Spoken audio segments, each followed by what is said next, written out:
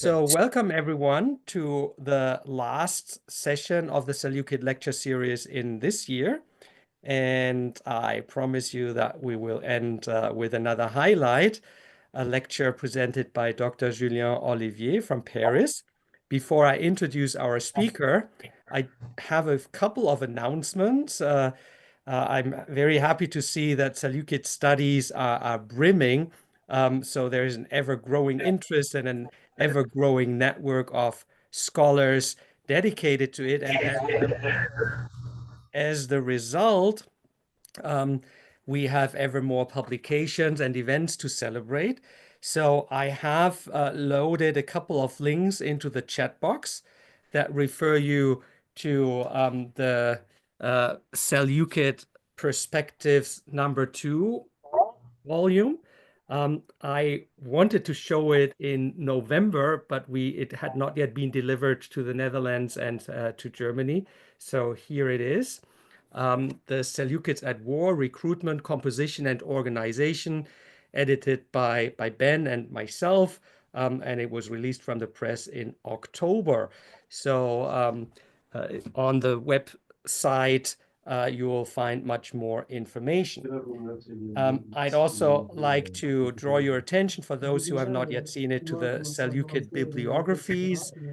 This year, together with friends, I have released 3 of them, some of them already in the 2nd or 3rd edition, with thousands of Seleukid book and article titles. The 3 categories that we have are Historica, Babyloniaca, and Numismatica. And right now, for next year, we are also working on Judaica as the next issue.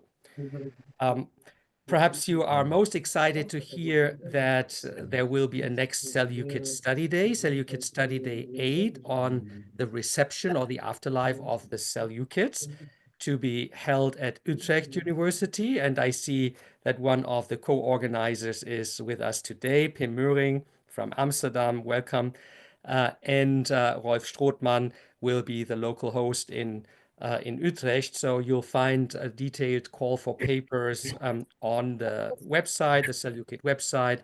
Again, you have the specific link in the chat box, but it's also in one of my recent, or any one of my recent emails you may have received.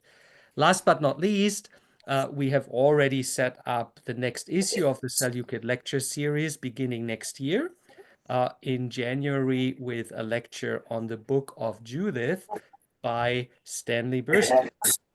So having said that, let's return to today's speaker. Dr. Julien Olivier is the curator of the section of ancient coinage and much more in the Bibliothèque nationale de France. And in fact, to honor his position fully, I will read out the very long title of his job: Chargé de la collection de monnaie grecque et provinciale romaine au département des monnaies, médailles et antiques de la Bibliothèque nationale de France. Julien is not just very well known for the dozens of articles he's been publishing on Hellenistic coinage at large, and more specifically Ptolemaic coinage, but also his PhD from 2012 really sets him at the top of Ptolemaic numismatic scholarship, beside, of course, Kathy Lorber, the editor of the monumental coin catalog. But also Julien's thesis was really monumental, with over 1,000 pages, the most thorough study of, well, not the entire coinage of the Ptolemies, but the last chunk, more than the second, or of the very long 2nd century. And one of the main theses he argued was that despite the assumption of a decline of the Ptolemaic kingdom, the quality of the gold and silver coinage remained nearly constant throughout the long 2nd century. So we all hope that at some point there will be an official book publication secretly, and we should perhaps mute or pause the recording here. Many scholars do have an unofficial version and benefit from it very, very much. So today's lecture will be the Ptolemies still and always in Syria-Phoenicia from 142 to 101 BCE, the evidence of the coinage. So we now very much look forward to following your talk, Julien. Thank you very much, Altay. Thank you to you and to Rabbi Scolnic to have proposed to me to speak today. And your presentation recalled me, I really have to publish my PhD. I didn't do 10 years ago. I have to solve this problem and to publish my PhD. So yes, the topic I would like to present today is relative to my PhD. It is one of the chapter of it. The main goal of my work was to determine as the Ptolemies were no longer declinant dynasty in the 2nd century BC, regarding to their coinage, gold and silver coinage mainly, we can see how they front the many problems they have to fight with. And one of the problems they have to fight with in the 2nd century is the influence they would like to keep on Syria and Phoenicia. As you probably know, Syria and Phoenicia was a Ptolemaic province from Ptolemy I to Ptolemy V. The province was lost by the Ptolemies during the Fifth Syrian War, but we know that Ptolemy VI, for example, had a very active policy regarding to this region with many campaigns and some military activities towards the south of the Colle Syria and then to Syria. But it still continued later on under the reign of Ptolemy VIII, the 9th and 10th, and that's what I want to show you today regarding the evidence of coinage. So a short presentation for the one who are not very familiar to the Ptolemaic kingdom of that Hellenistic state. We can see on left of the screen the Ptolemaic dynasty from the founder of it, Ptolemy I Soter, to the very end of the dynasty, Cleopatra VII, the most famous last queen of the dynasty, of the Egyptian kingdom. But the section we will devote our lecture today is the middle part of this dynasty, late middle, you can say, from the reign of Ptolemy VIII to the death of Ptolemy IX, and specifically, sorry, to the politics toward Syria and Phoenicia, that province. So it is a topic quite well studied for the 3rd century. The next slide, please. Yes, thank you. The Ptolemies in Syria-Phoenicia, and especially the coinage of the Ptolemies in Syria-Phoenicia, is pretty well studied now, especially since the achievement of a PhD a few years ago. It was in 2021, if I remember, the PhD of Héloïse Aumetre, which was devoted to the Ptolemies in Syria-Phoenicia during the 3rd century BC. So she carried out a wonderful study on that topic. For the 2nd century, there is some articles, very important articles, and one recent one we can mention was written by Eric Carlen and Catherine Lorber. You all we all known, I suppose, devoted to the Fifth Syrian War, a new die study. And now we have a quite comprehensive knowledge of that coinage and the size, huge size of that coinage, and we can prove the great reaction of the Ptolemy of Ptolemy V and the administration against the Seleucid invasion. And for the later period, Ptolemy VI, I can mention one of my articles devoted to the monetary policy of that king in Syria-Phoenicia, with several coinages we can attribute to this king, linked to his Syrian policy. But there is absolutely nothing about the later period from Ptolemy VIII to Cleopatra. There is a Syrian policy of Cleopatra. It's quite well known, especially from the great territorial donation of Antony. But between the reign of Ptolemy VI and the reign of Cleopatra, the 30s BC, we have absolutely no recent work published for now, to my knowledge. So if we get this next slide, please, we can have a short presentation of, thank you, a short presentation of the materials, the numismatic material we have to work on that topic. The Ptolemaic coinage should be a bit sad for most of the numismatists, especially if we compare it with the coinage of the Seleucids, for example, because for the Ptolemies, it's always the same iconography in gold and silver coins. Gold coins in the 2nd century, it's only a portrait of Arsinoe II on the obverse, on the reverse, the cornucopia, and the name of Arsinoe's Philadelphus. And the silver tetradrachs, it's mostly tetradrachs,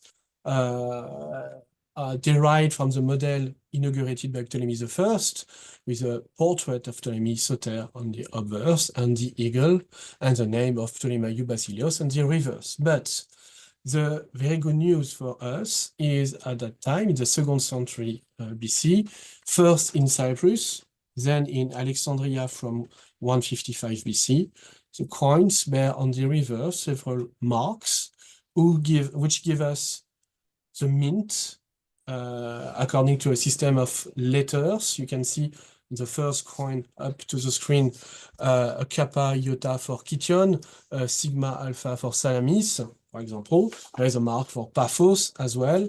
It's the same in Alexandria, but it's quite easy to distinguish them.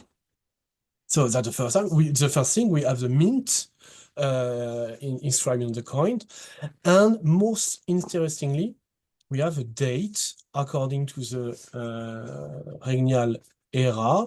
First coin here is year nu beta, that means 52. The second coin is year 4, delta. And the third, the gold one, is 32, lambda beta.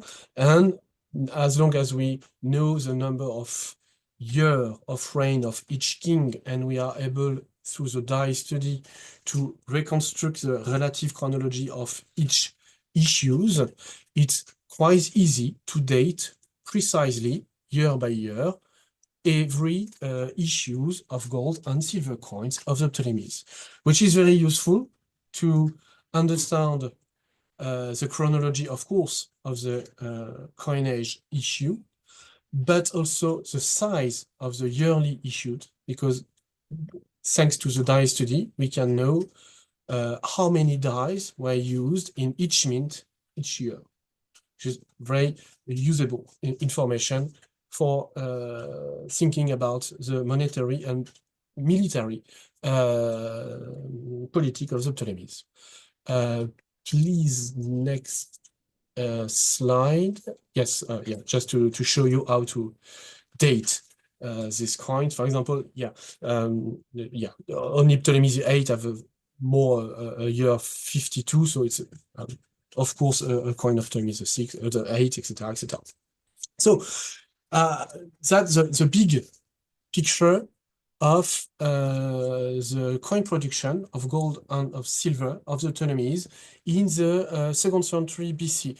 Now, I assume you are not all numismatists, so a brief recall of what is coin production. It's really easy to get a coin as long as you have a blank, gold or silver, a hammer, and 2 dies, a reverse and an obverse die, to strike the coin. We know from the archaeological experimentation could be really fast to get hundreds or thousands coins a day for a very small team working hard. Years ago, we reconstituted a mint, an antique mint, with some colleagues in Mel, in the west of France, with 4 people, 2 working in the furnace and 2 working in the striking coins. We were able to strike more than 1,000 coins a day. So just to give you an idea of how easy it is, as long as you have the metal, of course, to get coins if you want. And that's a big question. If you want and if you need it. The Ptolemies struck an enormous amount of coins during the Hellenistic period. But for some periods, and sometimes for some long periods, they stopped to strike coins just because they didn't need to get new coins, or they use the ancient coins they have, or they don't need to spend more coin money.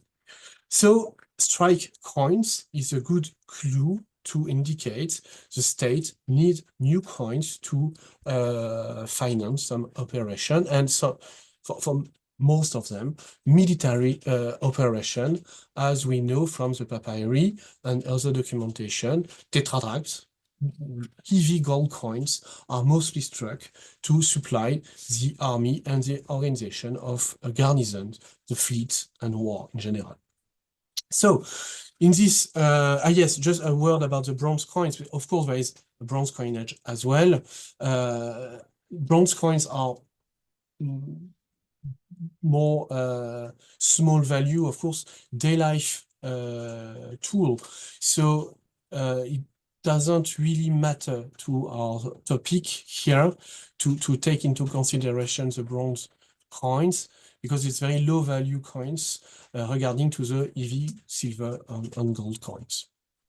Have a look on this table here. You can see in this table the different mints of the Ptolemaic kingdom during the 2nd century. Alexandria, of course, the mints of Cyprus, I'm sorry, it's in French, and the mints of Syria-Phoenicia, and the data are split by metal, gold first, and silver, then by denominations. Mnaia and Pentadrachma are gold coins, octodrachmas, tetradrachmas, didrachmas, and other are silver. Look at the results. The very first one is pretty well known for a long time. Alexandria is the main mint by far. About 60% of the silver coins were minted in Alexandria. It was the same during the 3rd century, and it continues the same in the 2nd century.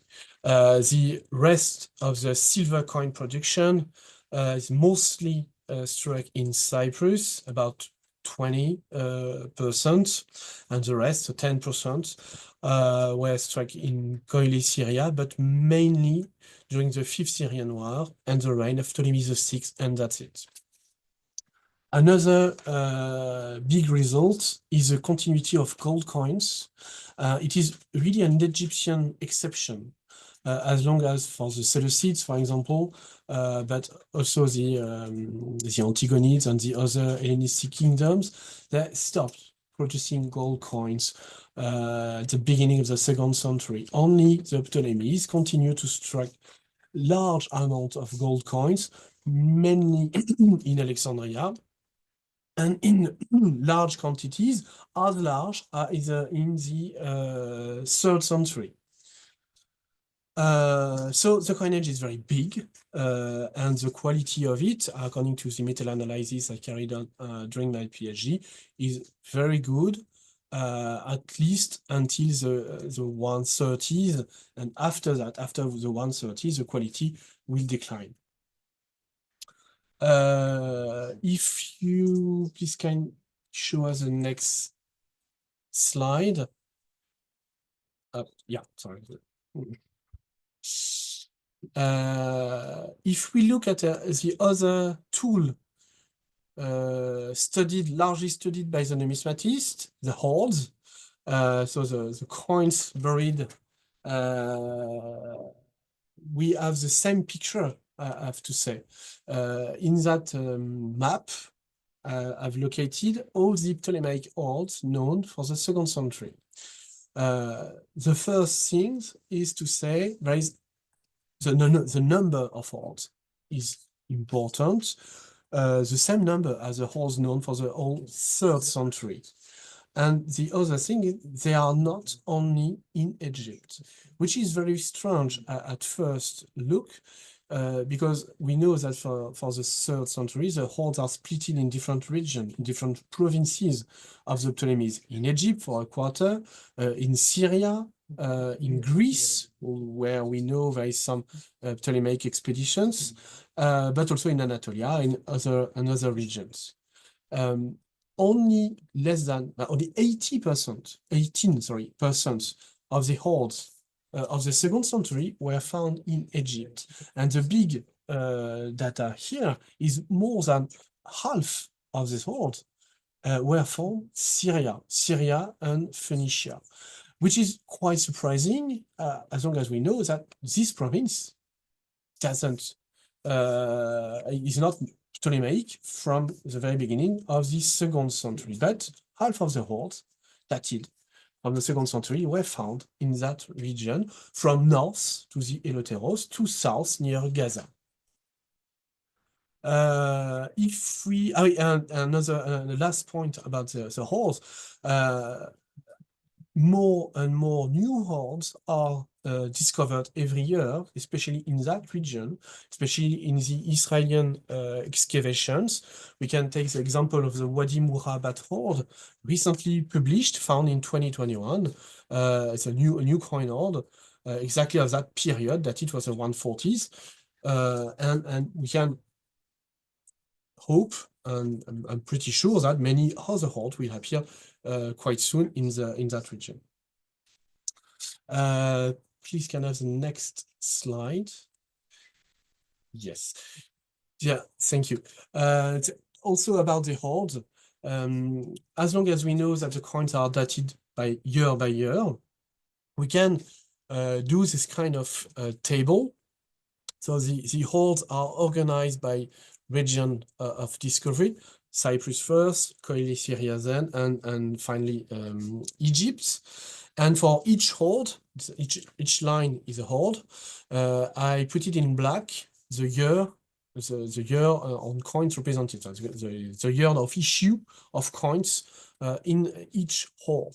And what you can see, if you click one more, please, just to show the, yes, thank you. You can see that there is like grapes, chronological grapes of hoards in some of these regions. For example, in Cyprus, during the Sixth Syrian War, there is a group of 5 or 4 hoards found. The very first of the Ptolemaic period in Cyprus, and they all dated nearly the Sixth Syrian War, especially because the island was invaded by Antiochus IV, and we have 5 or 4 hoards dated for the same period. The same happens in Syria-Phoenicia during the Ptolemy VI Syrian campaigns about 145 to 140, and probably during the war of Sceptre. We'll talk about that in a few minutes. Both in Syria and in Egypt, where the Ptolemy IX attempt to reach Egypt from Syria-Phoenicia in these years, and we have 3 or 4 years, probably three or so hoards, sorry, we probably can link to this event. So hoard provide very valuable information about military operation and politics of the Ptolemies in that different regions. Can you get the next slide? Yes, thank you. Now we had a look on the big picture. We can say that the hoard, the coin production, coin circulation, etc. We can now have a look on some specific event, and we can determine from the numismatic evidence. The first dated from the reign of Ptolemy VIII. So you see there some charts about coin production in Cyprus in 142 to 137 BC. And as I explained, you can, thanks to the die study, know how many dies, it's in French, how many dies were used every year in the Mints of Alexandria, so the first chart up to the screen, and the different mints of Cyprus.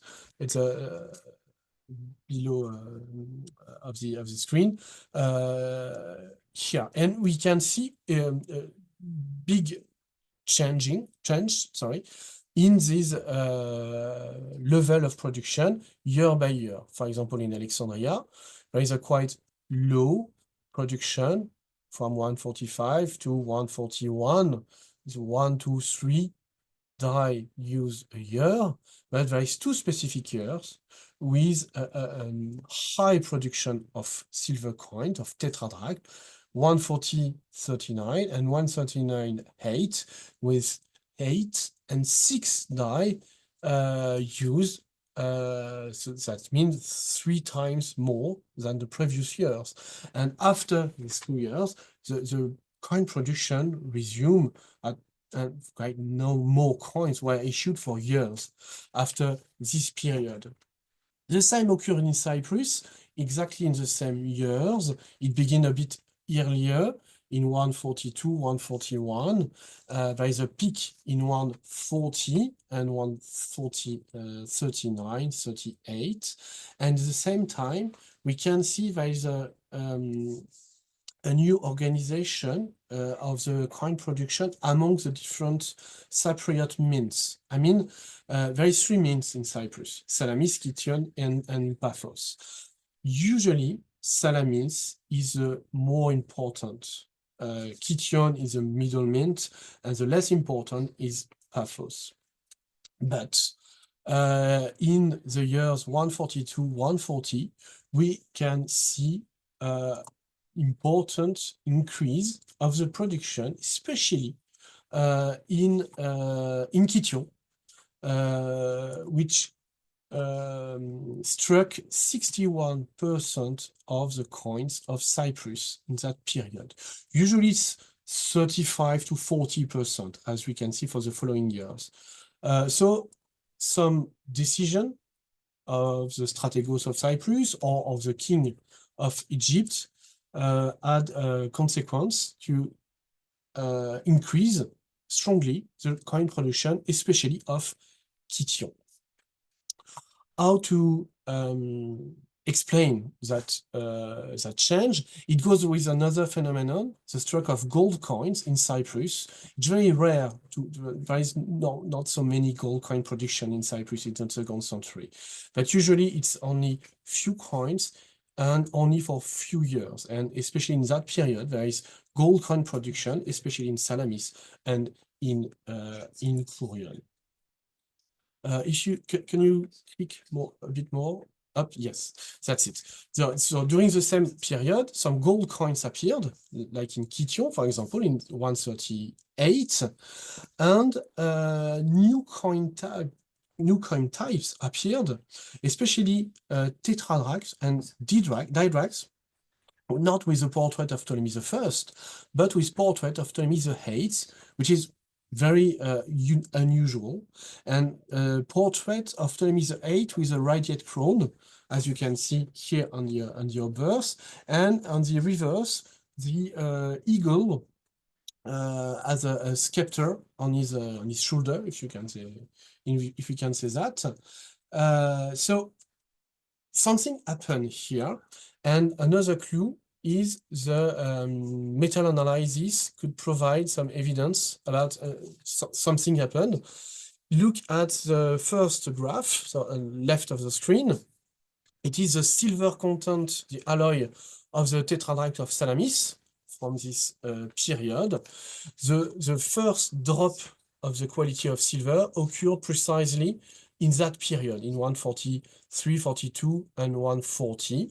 And on the same period, also in the tetrahedrite of Salamis, we can see an add of lead that we see on the graph on the right part of the slide.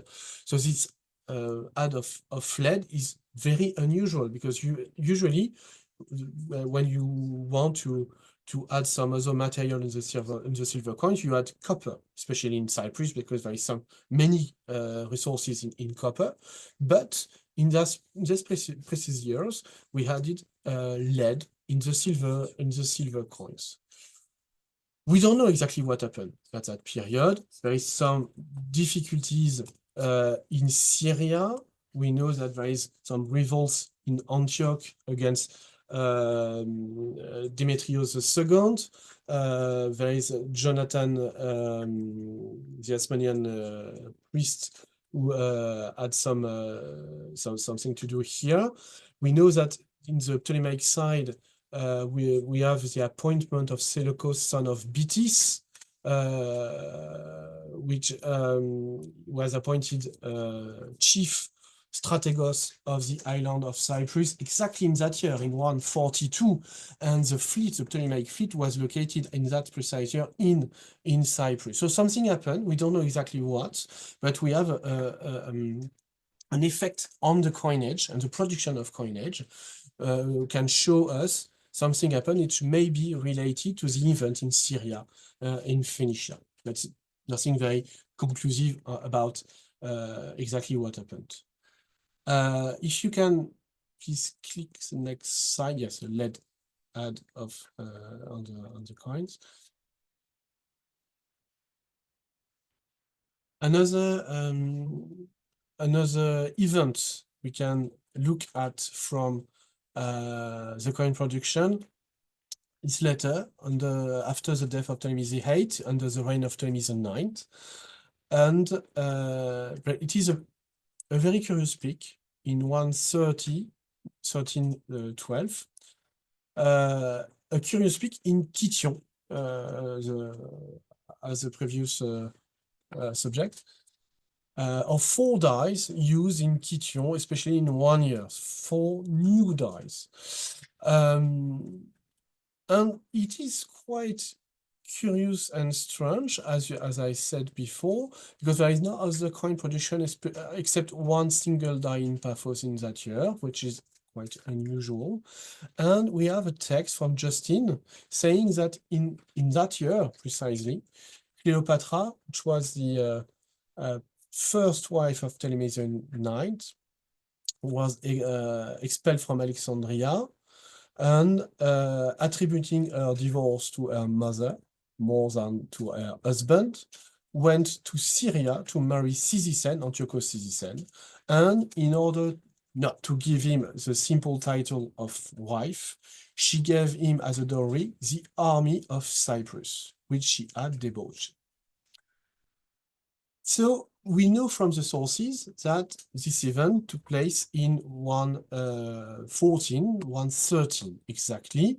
114 is the date of the arrival of Antiochus Cyzicene in Cilicia and in Antioch, and he was killed in 112.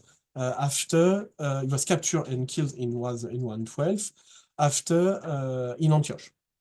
So it is very it should be very satisfactory to link this coin production of Kition with the text of Justin and the debauch of the Cypriot army, Ptolemaic garrison of Cyprus, to reach Syria, especially because Kition, which is probably the most Syrian or Phoenician city of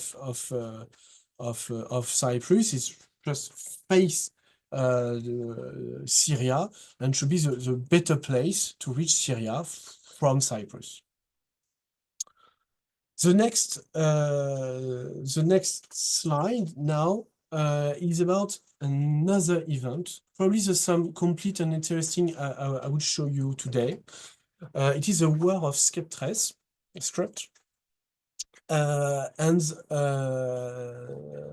you probably know that conflict. It's a very complicated conflict. It began in 107 under the reign of Ptolemy X in Alexandria. Ptolemy IX was no longer king of Egypt. He's now king of Cyprus. He was expelled from Alexandria by his brother and his mother, Cleopatra III. And Ptolemy IX was called by the people of Ptolemies in 103 because John Hyrcan, the high priest of the Asmoneans, conquered the region.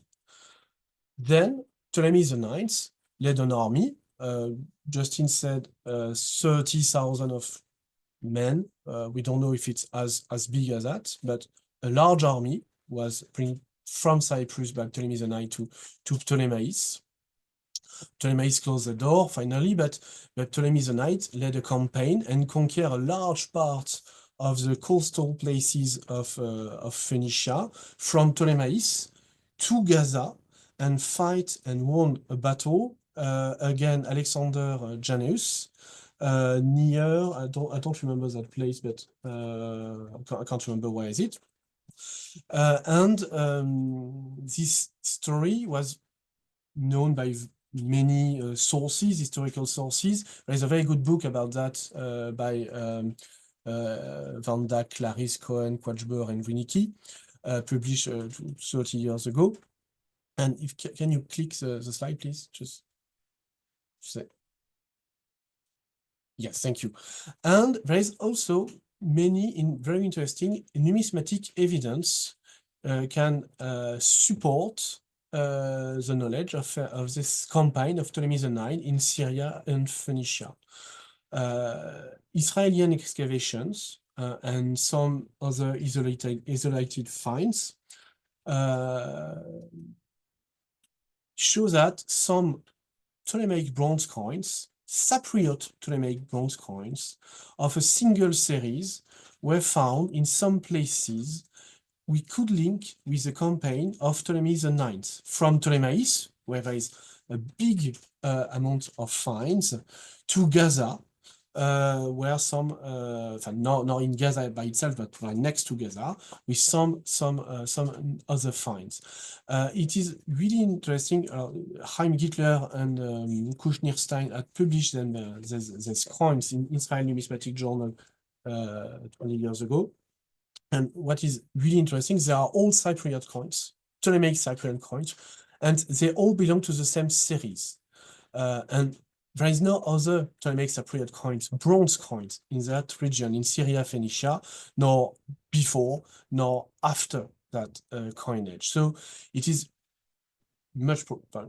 quite certain that these coins were brought from Cyprus to South Levant in order to supply the soldiers during the campaign of Ptolemy IX. That's the first clue.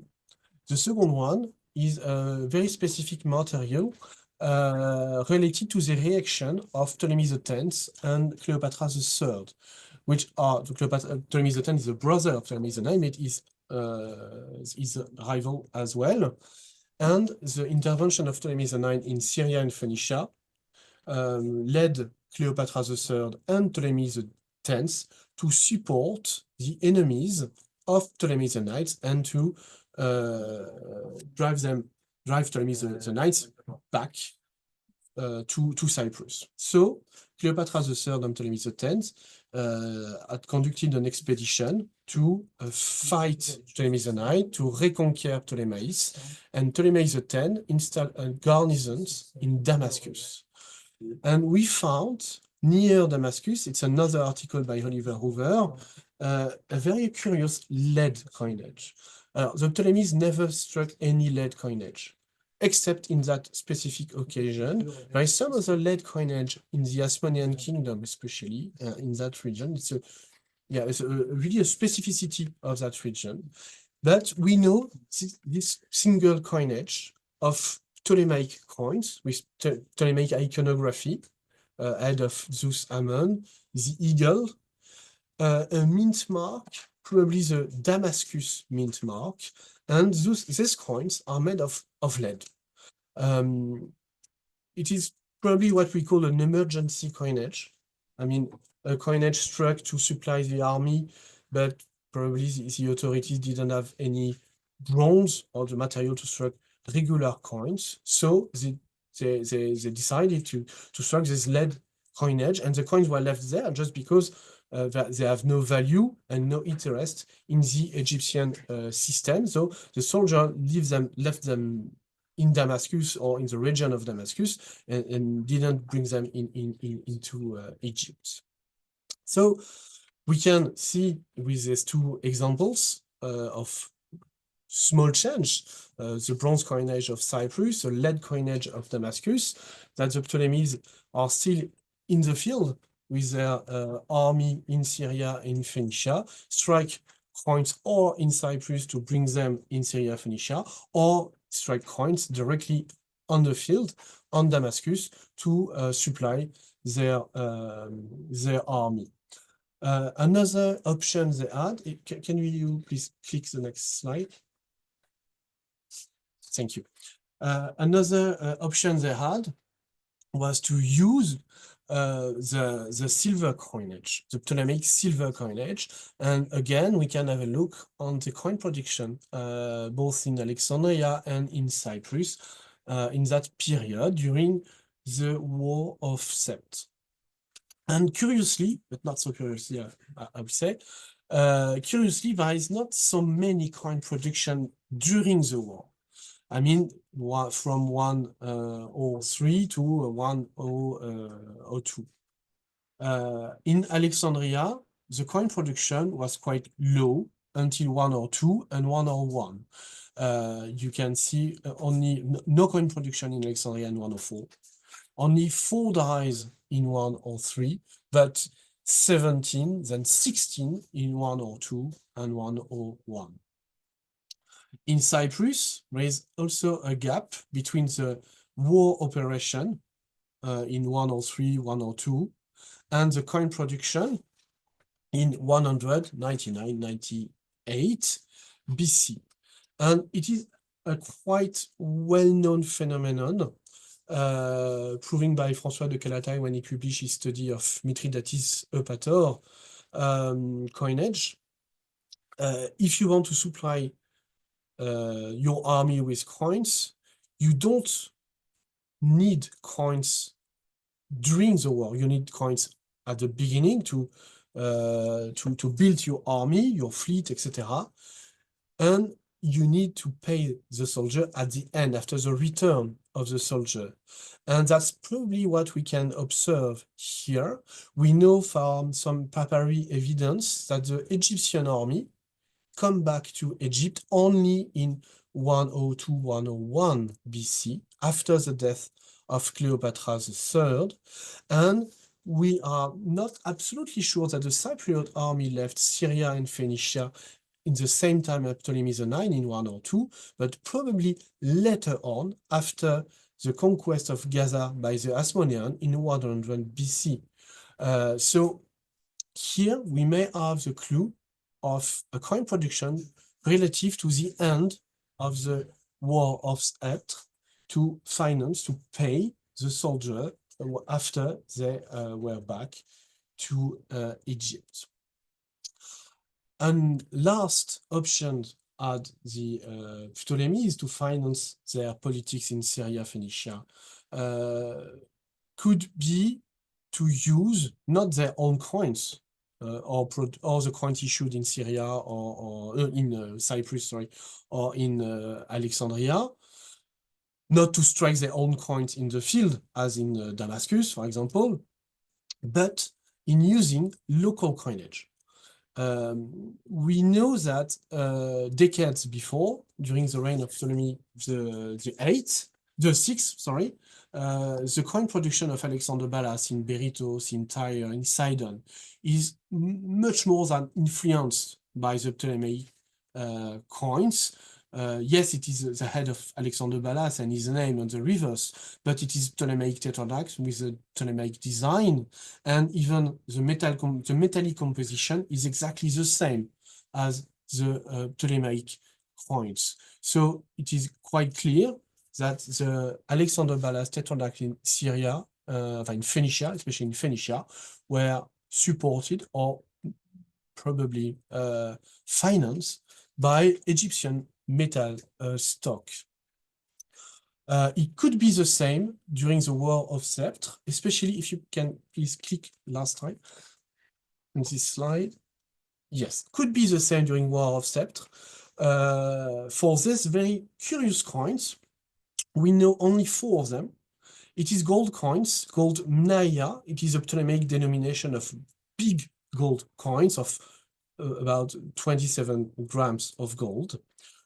We can recognize Ptolemaic influence. It's not Arsinoe, Philadelphia, and the others. It's a TK, of course. But there is the double cornucopia on the reverse. But it's not a Ptolemaic coin. It is a Tyrian coin. It's a coin from Tyre, with the name of the city on the legend on the reverse, and a date according to the civic era, that is this coins to 2 years, 104 and 102 BC. It's the only one gold coinage of Tyre known from the entire antique period, and it occurs exactly at the same period as the War of Sceptre.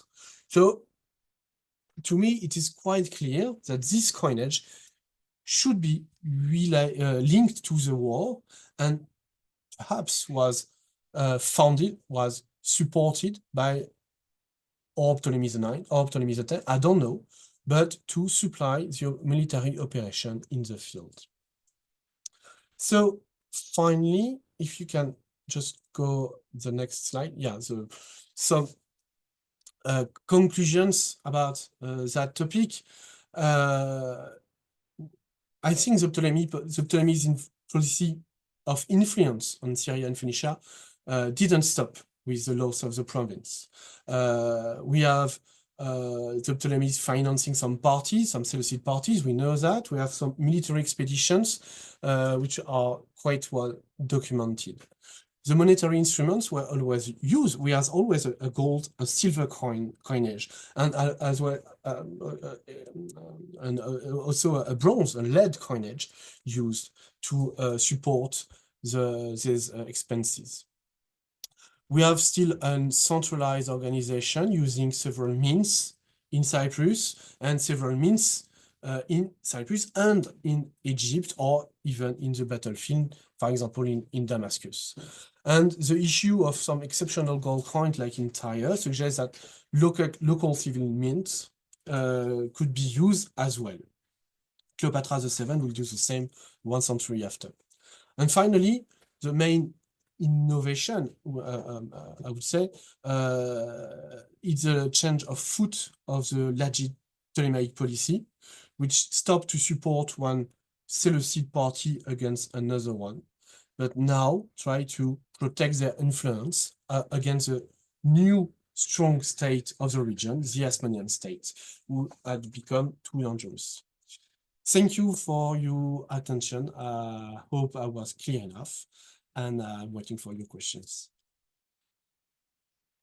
Thank you so much, Julien. Now, my co-host, Rabbi Ben Scolnic, is going to introduce the respondent. Thank you very much, Julien. That was very interesting and very solid, and I'm sure we'll have a lot to talk about. For anybody who's involved in Seleukid studies, Kyle Erickson doesn't need any introduction. He's been at it since this whole sort of group began. He was the co-editor, I might get this wrong, 2008 of the dissolution book. Is that right? That's something like that. Something like that. You're right. The sinking of the anchor. And Kyle is also very well known for studying iconography and numismatics and studying the coins and the gods of the Seleucids. He's, if I got this right, the assistant dean, is that right, at the University of Wales at Lampeter? Oh, I've changed title now again. It's something about academic experience of something. It's hard to keep up with you. You're always moving. But what is your title now? What am I? I'm Associate Pro Vice Chancellor. Woo! Wow. Okay. It's been a weird term. Okay. Anyway, he works very hard, and he still manages to keep his hand in our Seleukid studies. So, Kyle, we're hoping for your response. Lovely. One, thank you, Ben. Thank you, Julien. That was a fascinating paper. My response is going to be somewhat limited because I think I agree with absolutely everything that you said. Wow. And I think you've produced a really compelling both summary of the recent scholarship and the new information to really show how coinage helps document that really fragmentary literary tradition where you assume the Ptolemies are sitting in the background for everything going on in Syria, even if it's not explicit in the sources, and combining that particularly with the horde evidence and your slide mapping the hordes, I think provides the most compelling argument that you are seeing Ptolemaic intervention within the Seleucid Empire, even when they're not there, and even more explicitly when they're showing up on campaign. I found it really interesting that you tied the increase in coin production in 142 to Seleucus's Navarch, and have been trying to think of what that can be other than what you picked up later in your talk, tied to Calatai's argument, that this is preparation for war rather than necessarily all of the conflicts, that the Navarch is showing they're getting a set of additional powers. It's going into a series of complicated changes in Cilicia within within Israel with the foundation of the Hasmonean state, and the Ptolemies are reacting by empowering somebody with the fleet, and then you're seeing the ratcheting up of coin production at the same point. So I think you're right that there is something going on there. And the other is, and you picked it up in your conclusion there as well, of whether or not actually this necessarily is direct interaction, but having the monetary base to distribute or supply that money into those competing kingdoms during that period of Didotus, Tryphon, Antiochus VII, Jonathan emerging in that period, and all of them may desire Ptolemaic funding to weaken each other. I have a couple of specific questions about the Khitan production in 113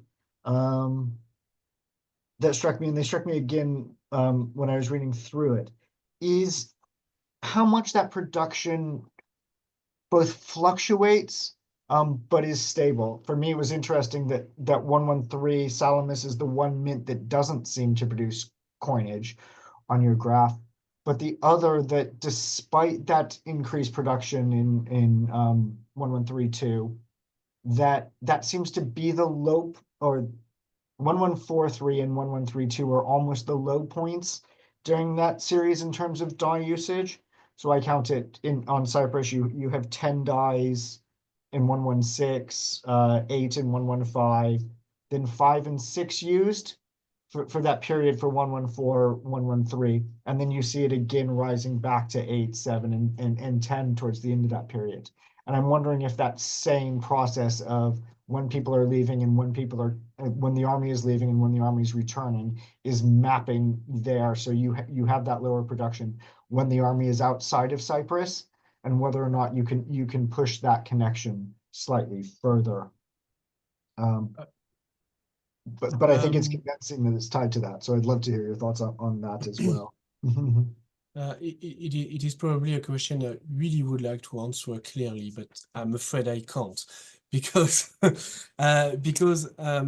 one of the main difficulty we face when we study the Ptolemaic policies in these years is the link between coin production and on one side the foreign policy, but in the other hand there is a big problem of dynastic conflict, which is a very big issue in the Ptolemaic dynasty in this year. 116, for example, is the year of the death of Ptolemy VIII. And we can see in the Alexandrian production and the Cypriot production that something happened in that year. Something was prepared at the very end, the last months of the years of Ptolemy VIII, the production, the coin project is increasing in Alexandria, probably because people were expecting the death of the king. But in Cyprus, we know that there's big changes because Ptolemy the ninth was in Cyprus in 116 as a governor, as a strategos.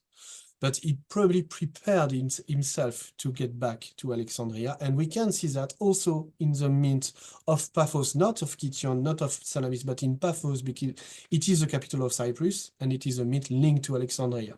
So the coin production is important in 116, but it is in Paphos and not in Kition. And the same occurred in the beginning of the reign of Ptolemy VIII. So the big difficulties, yes, of linking the movement of the army with the evolution of the coin production should be attenuated by the history of the conflicts among the Ptolemies.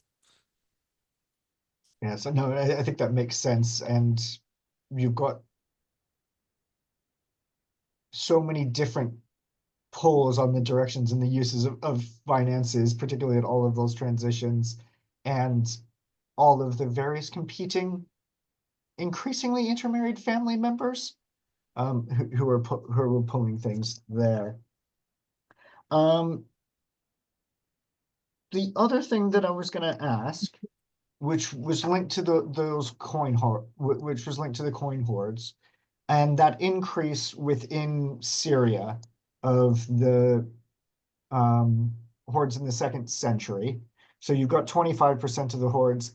How much of those are mixed hordes with Seleucid, or how much are they largely just Ptolemaic coin hordes? I should probably know this, but I haven't looked at them recently. Most of them are mixed. Most of them are mixed with Seleucid coins or with other coins of that region, but coins of the Ptolemaic standard. There is very few mixed coin hordes with Ptolemaic standard and Attic standard, for example. There are very few. Most of them are Ptolemaic standard coinage, but Ptolemaic coins are mixed with Seleucid, with other coins of the same system. That's what I was expecting. But which is I think quite interesting is, yeah, the Ptolemaic coins enter the region only on some period. There is not a free circulation of the Ptolemaic coin in that province just because they keep the Ptolemaic system. I think the Ptolemaic coins enter the region with the Ptolemaic soldiers, not by themselves. Yeah, and that makes sense, and it makes all the more sense that you have the continuation of Seleucid denominations within on the Ptolemaic standard in the region, if that maintains the circulation, and that the coins come in with the soldiers and stay there when the Ptolemy army does come, rather than them bringing it out back with them. The final bit I had questions on, because I think it's bothered me for years and years and years, which is around the War of the Scepters, and how does that, why is the need for emergency coinage there greater than any of those other campaigns? So I'm convinced that Oliver Hoover's right, that the lead coinage is an emergency coinage to probably pay stuff there. But is it the fact that you've had so much toing and froing between the two Ptolemaic kings at that point that the army in Syria is having to make do as things shift, and it can't draw as much on Alexandria to pay people? Or is there something else you think that's going on there? Why do we need the emergency coinage there when coin production has still been fairly high in the empire? It recalled me quite old history. I can't remember where it's written in what text, but about an Athenian campaign against Olynthus in the beginning of the 4th century, if I remember. And the campaign went wrong for the Athenians because Olynthus was supported by the Macedonians. And the Athenian strategos had to face with a lack of silver coins, the silver holes, the famous coinage. And so he had to create a new monetary system to feed his army, because there were merchants around the army to feed the army, but the soldier had no longer any silver coin to pay them. So the strategos imposed a new bronze coinage to give it to the soldier, imposed to the merchant to accept these coins.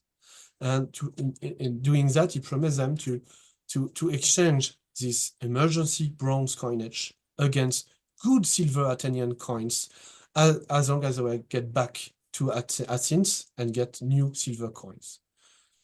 So I think it's exactly the same case here. There is a Ptolemaic garrison in Damascus. They need to be fed. They need to do that, they need a small chain coinage. And so the authority, I don't know who exactly, but probably the strategos or something like that, decided to strike a coinage to solve the problem, and doing that to create a way to feed his army.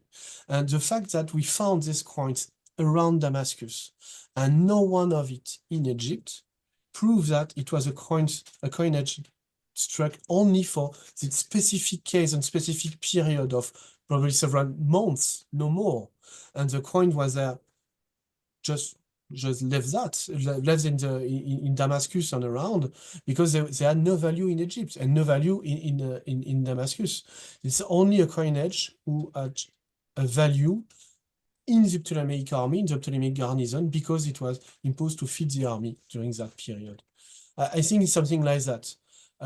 And it is a very strange experience for the Ptolemies. To my knowledge, it is about the only one example of this kind of coinage.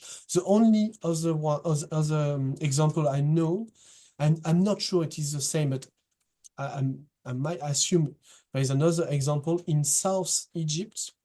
At the end of the 3rd century, there is some porcelain coins. So it is Ptolemaic bronze coins, the same size, the same type. It is cast of bronze coins, but in porcelain, in Egyptian faience, exactly like the Usheptis. And we have a dozen of these coins of Egyptian faience, which are, I think, an emergency coinage, provided during the big rebellion of Upper Egypt, to supply some garrisons, an army, I don't know, but just because the lack of coins during a very specific period.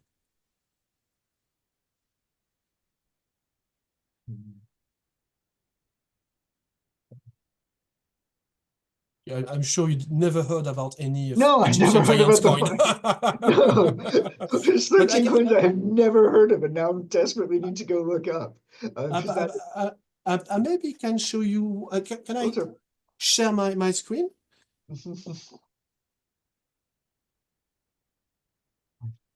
are I'm making you a co-host. Thank you.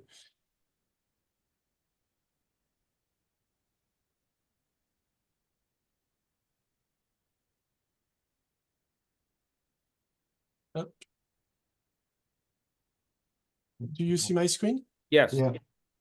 Yeah, so we have two of these coins in Paris. I recently discovered three of them in the British Museum. So it was discovered by Gaston Maspero in Upper Egypt. So it is two coins.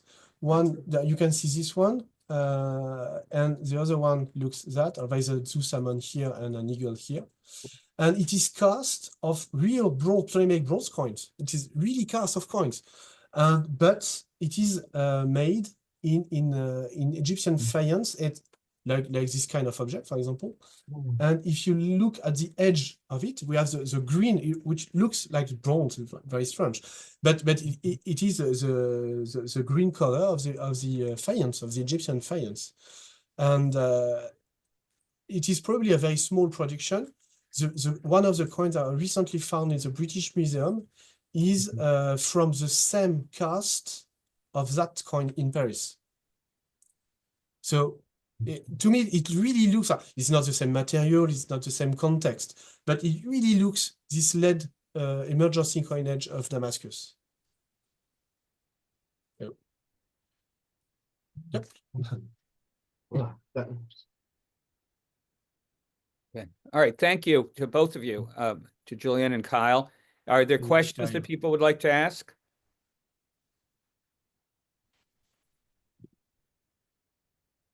Okay, Marianne? Yeah, okay.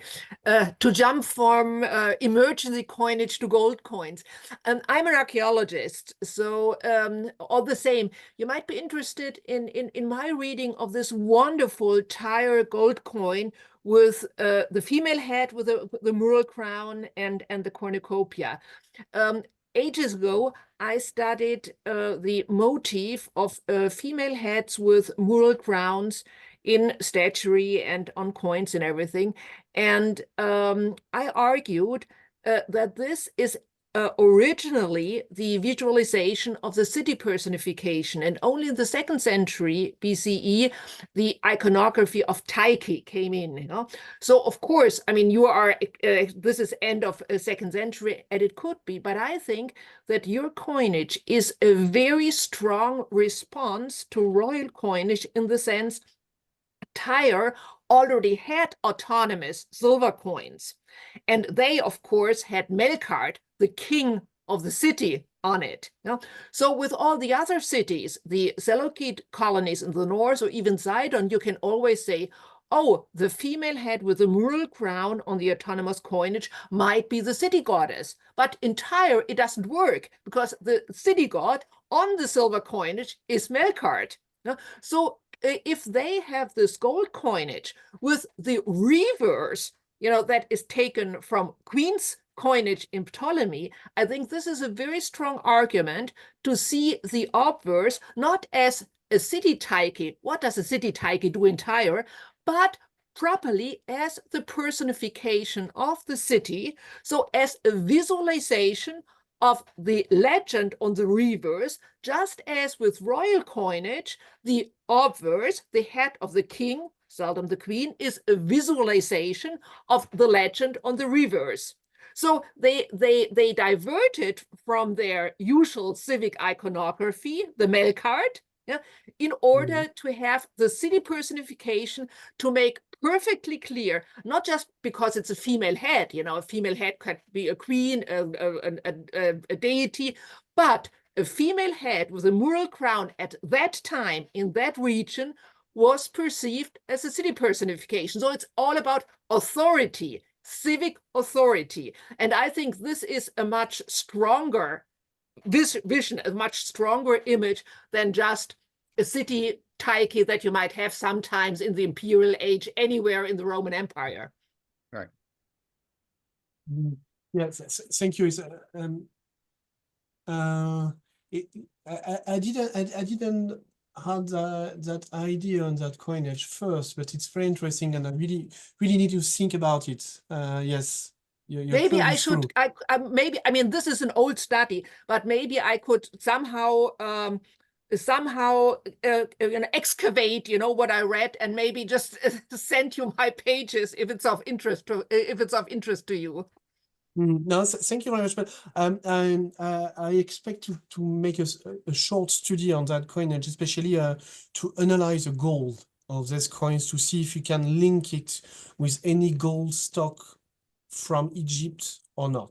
But the question of the iconography you point out is, yeah, very interesting. Thank you. Thank you. Are there other questions or comments? Altay, what a surprise. Yes. So, well, first of all, my admiration for your presentation and all the work behind. So your clean charts. There is so much work behind all these numbers. And it's such a great resource for us, for me as a historian, for us as Seleukid or Ptolemaic scholars. And I think you just scratched the surface today, or you've been scratching the surface for a while, and it will take a long time until it will be fully received and appreciated.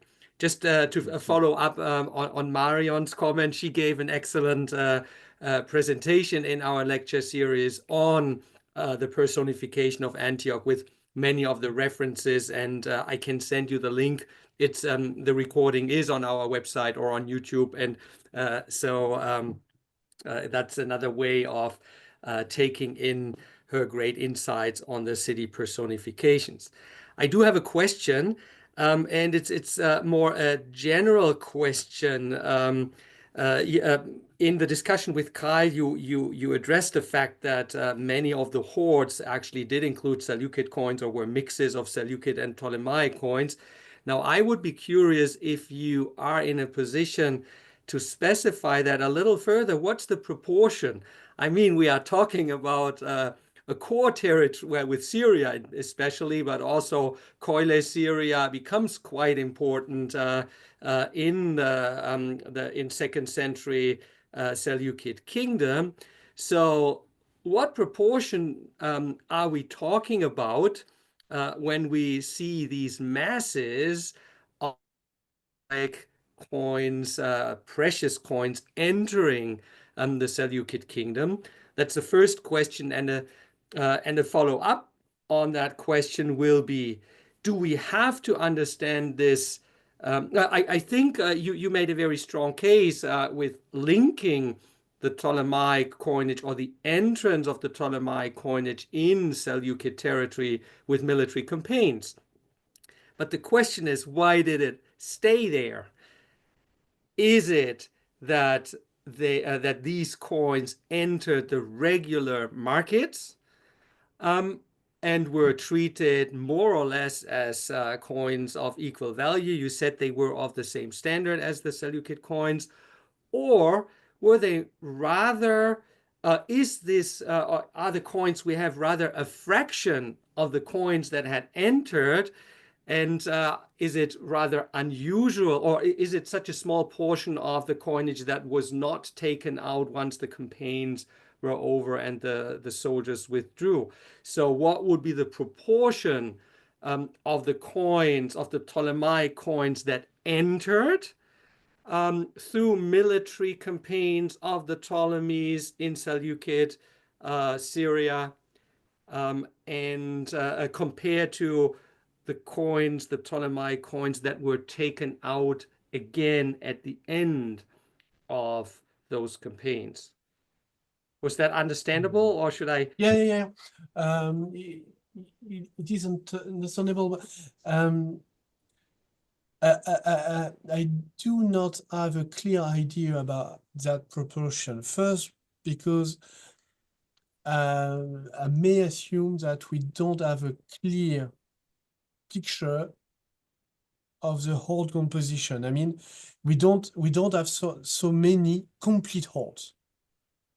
For most of them, they were not found during excavations. They appeared on the market.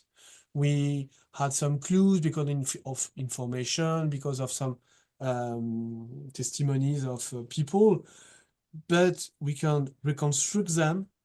But we are in quite, most of the cases, we know that there is a hoard. We know a portion of its composition, but we're absolutely not sure about the original composition. So the case of the proportion is very difficult to establish on that basis. Then the question is different if we are talking about the 140s BC on the period of the War of Septres, for example, which is very different.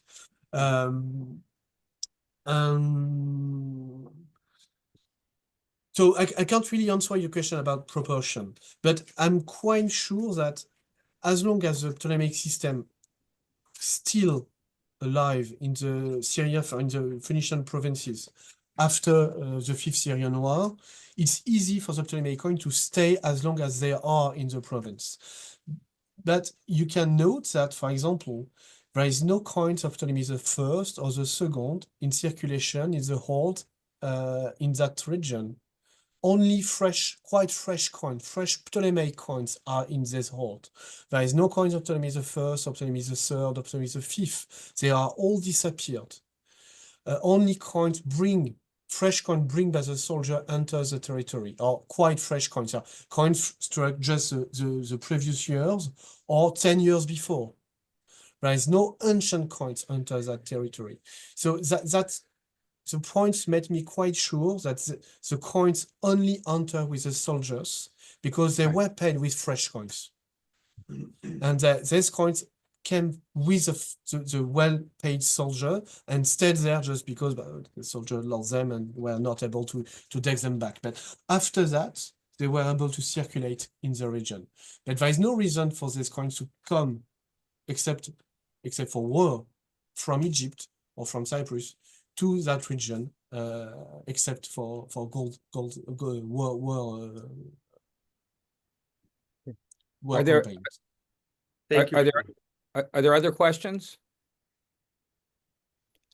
If not, Julian, I'd like to ask one, and that is in our Seleukid discussions, one of the debates is between Altay and Richard Wenghofer about Altay speaks to the loyalty to the kingdoms like the Seleukids and the Ptolemies, and Richard talks about, no, everybody wants to revolt all the time and nobody wants to be part of the kingdom.